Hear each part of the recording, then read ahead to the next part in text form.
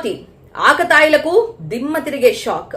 లోకంలో ఆడపిల్ల కనిపిస్తే చాలు రక్షణ ఇవ్వాల్సింది పోయి రేటెంత అని అడిగే కామపిచాచులు ఎక్కువైపోయారు.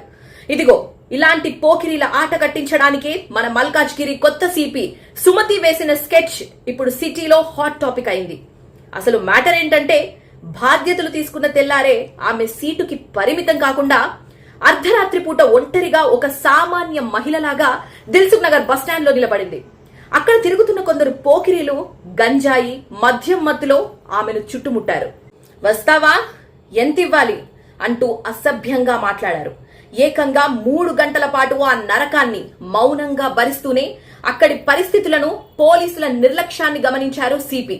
ఆ 3 గంటల్లో ఒక్క పెట్రోలింగ్ వాహనం కూడా అటు రాకపోవడంతో అక్కడి పోలీసుల డ్యూటీ ఎలా ఉందో కూడా బట్టబయలైంది.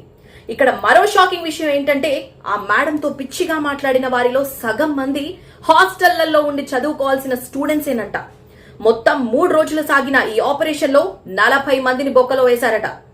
అందుకే చెప్తున్నా, బయట తిరిగే పోకిరిల్లారా, ఒంటరిగా ఉన్నది ఆడపిల్ల కాదు, అది మీ కొంప ముంచే పోలీస్ కావచ్చు. ఖబర్దార్, ఇప్పటికైనా పద్ధతి మార్చుకోకపోతే మాత్రం మీ బతుకులు బస్టాండ్ అవ్వడం ఖాయం.